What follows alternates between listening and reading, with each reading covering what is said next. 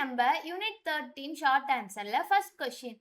Why are the rings of cartilages found in trachea of rabbit? So ரேபிட்ல இருக்க அந்த ட்ராச்சி, so ரேபிட்டோட ட்ராச்சியில் இந்த rings of cartilages ஏன் இருக்கு அப்படின்றத அவங்க கேட்குறாங்க.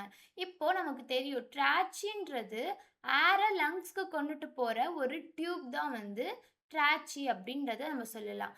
ஸோ இது பார்க்க வந்து சி ஷேப்டு கார்டிலேஜஸ் ரிங் மாதிரி இப்படி ஒன்றுக்கு கீழே ஒன்று ஒன்றுக்கு கீழே ஒன்றுன்னு இப்படி இருக்கும். ஸோ இதுதான் வந்து இந்த மாதிரி தான் வந்து இருக்கும். ஸோ அதுதான் வந்து சி ஷேப்டு கார்டிலேஜஸ் ரிங் அப்படின்னு நம்ம சொல்கிறோம். இது என்ன பண்ணுன்னு கேட்டிங்கன்னா இந்த ட்ராச்சியை கொலாப்ஸ் ஆகாமல் பார்த்துக்கும்.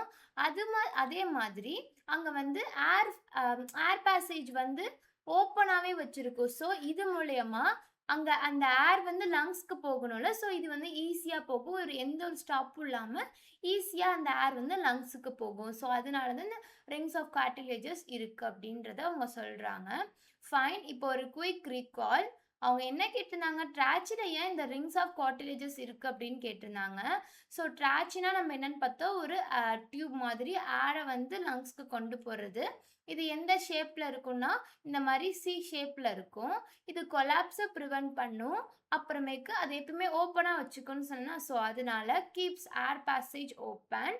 அதுக்கப்புறமேக்கு இது மூலயமா ஏர் வந்து லங்ஸ்க்கு ஈஸியாக வந்து மூவ் ஆகும். அதாவது அந்த ஃப்ரீ ஃப்ளோவாக இருக்கும் அப்படின்றத சொல்கிறாங்க.